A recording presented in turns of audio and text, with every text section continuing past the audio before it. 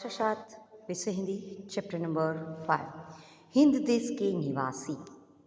Chapter number 5 Hind देश के निवासी। हिंद मीन्स हिंदुस्तान, हिंदुस्तान मीन्स भारत, यानी भारत के रहने वाले लोग सभी हिंद देश के कहलाते हैं, यानी हिंद देश के निवासी रहने वाले लोग। इस काव्य के अंदर वही बात ही है कि अलग अलग धर्म के हो, अलग अलग जाति के हो, अलग अलग रंग हो, अलग अलग रूप हो, भाषा हो, खान पान, रहन सहन, रीत रिवाज कुछ भी अलग अलग हो, फिर भी ये सारे लोग एक हैं, यानी एक समान हैं, एक ही इंसान है और एक इंसान के रूप में भारत के रहवासी हैं, तो हिंदुस्तानी हैं, हिंद देश के निवासी हैं, भारतीय हैं। यही बात इस काव्य के जरिए कहने की बात कही गई है।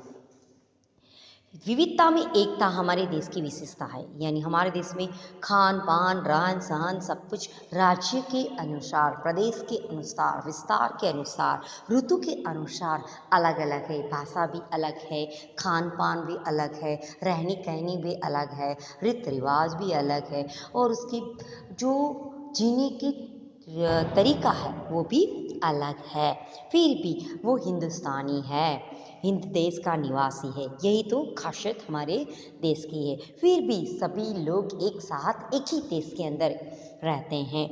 साथ ही विकास और शक्ति की परिचायक है, साथ ही विकास और शक्ति की परिचायक है, यानी सब साथ में रहते हैं, उसी के कारण सब एक मिलजुल कर काम करने की वजह से एक ताकत बनती है।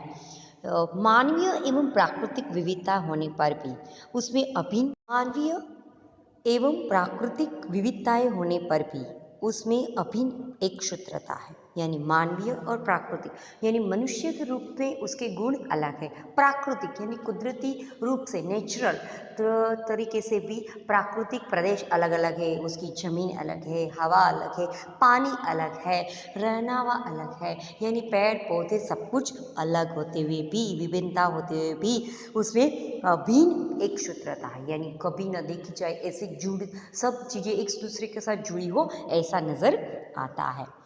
विभिन्न दृष्टांतों द्वारा इस काव्य में भारत की भव्यता एवं दिव्यता का ज्ञान किया गया है। इस कविता के अंदर अलग अलग दृष्टांतों यानी उदाहरणों के जरिए, अलग अलग वस्तु के जरिए, अलग अलग बातों के जरिए वो उस काव्य के अंदर भारत की भव्यता, यानी भारत के अंदर क्या खासियत है, क्या विशेषता है, दूसरे देशों में नहीं है, वो दिखाने का प्रयास किया गया है। हिंद देश के निवासी सभी जन एक है, रंग रूप वेश भाषा चाहे अनेक है, यानी देश हिंद देश के निवासी सभी जन एक हैं, यानी भारत देश के रहने वाले सभी लोग, जन मीन्स लोग एक हैं, यानी सभी अलग अलग होते हुए भी एक हैं।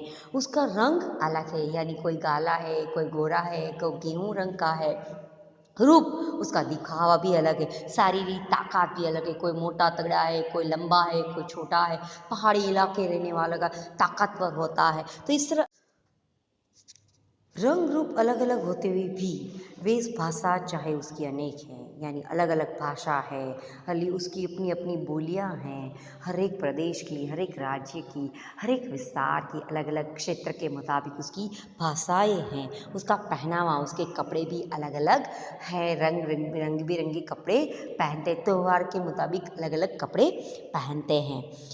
बेला गुलाब जूही चंपा चमेली, प्यारे प्यारे फूल गूंथे माला में एक है, यानी बेला गुलाब जूही चंपा चमेली, यानी बेला यानी उस फूल का एक नाम है, गुलाब वो भी है, जूही चंपा चमेली, ये अलग अलग फूल होते हुए भी हम भगवान की जब माला बनाते हैं तो सभी फूल अलग अलग प्रकार के पिरोकर, एक धागे में पिरोकर उसकी माला तैयार करते हैं। वैसे ही ये भारत के लोग अलग अलग होते हुए एक जैसे माला में पिरोए गए ऐसे फूल की तरह ये लगते हैं, जैसे एक माला बनाई गई हो।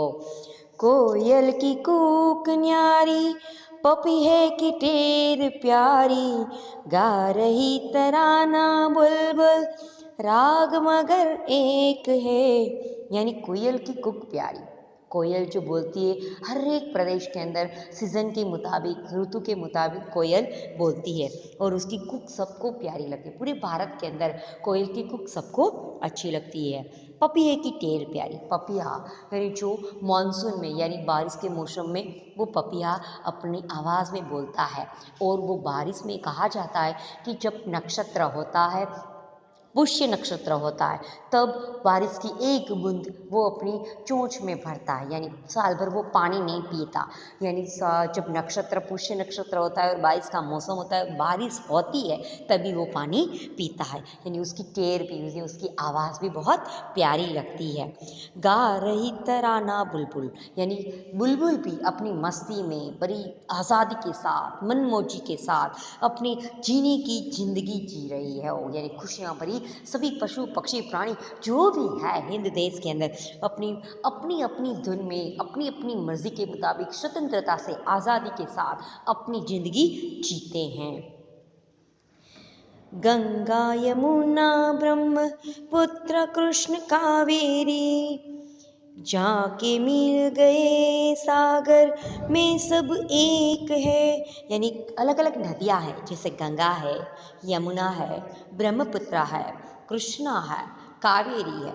यानी अलग अलग नदियाँ अलग अलग प्रदेशों से बहती बहती बहती बहती उसका अंत दरिया में यानी समुद्र में होता है। तो यानी इस तरह अलग अलग विस्तारों से, इलाकों से बहती बहती बहती बहती बहती आखिर समुद्र में मिल जाती है। तो इसी तरह हर एक प्रदेश के लोग अलग अलग होते हुए भी वो नदियों की तरह, पक्षियों की तरह, प्राणियों की तरह, उसकी आवाज़ अलग है, रंग अलग है, रूप अलग है, दिखावा अलग है, पानी की धार अलग है, बहने का तरीका अलग है, तो फिर भी सभी एक है, यानी सागर में मिल जाती है। उसी तरह नदियों की तरह जो भारत के रहने वाले लोग हैं वो अलग अलग होते हुए भी एक धागा में पिरोएगी माला हो, एक नदियाँ सब अलग अलग होते हुए भी एक सागर में मिल जाती है, सागर बन जाती है, से बन जाते हैं। धर्म है अनेक जिनका सार वही है, पंथ है निराले सबकी मंजिल तो एक है। यानी धर्म, भारत देश के अंदर धर्म भी अलग अलग है। कोई हिंदू है, कोई मुसलमान है, कोई सिख है, कोई ईसाई है, कोई जैन है, यानी अलग अलग धर्म के लोग हैं। अपने अपने धर्म के मुताबिक अपने अपने अल्लाह या यीशु या भगवान या ईश्वर की बंदगी करते हैं, उसकी प्रार्थना करते हैं, उसकी पूजा करते हैं, उसके धर्म स्थान बनाते हैं, उसकी पूजा करने का काम करते हैं, उसकी उस पर आस्था विश्वास के साथ वो कार्य अपना करते हैं। तो सार वही है, यानी अलग अलग भगवान हैं, अलग अलग धर्म है, लेकिन सबकी बात कहने का एक ही मतलब है, सबका अर्थ एक ही निकलता है कि ईश्वर एक है, अल्लाह एक है। नाम चाहे अलग अलग हो धर्म के मुताबिक, लेकिन आखिर गोड एक ही है। पंथ है निराले सबके, मंजिल तो एक है। यानी सबके काम करने के तरीके अलग अलग, सोचने के तरीके अलग अलग, राह अलग अलग, चलते हैं अलग अलग, बोलते हैं अलग अलग, फिर भी सब मिलते तो एक ही जगह है। यानी सबकी मंजिल तो एक ही है, राह तो अलग अलग होते हुए भी लक्ष्य ध्येय एक है कि भारत की एकता कभी टूटे नहीं। चाहे हम कितने अपने धर्म से, भाषा से, बोली से, खान पान, रहन या रंग रूप कोई भी प्रकार से अलग हो, लेकिन हम एक हैं क्योंकि हम सभी हिंदुस्तानी हैं, हिंद देश के निवासी हैं। अब देखो नीचे कुछ शब्द के अर्थ दिए हैं। कुक कोयल की आवाज़, पपिया एक पपीहा यानी एक पक्षी का नाम, टेर यानी पपीहे की पुकार यानी आवाज़, तराना यानी गीत, पंथ रास्ता, निराला यानी अनूठा सबसे अलग, मंजिल मीन्स ध्येय लक्ष्य।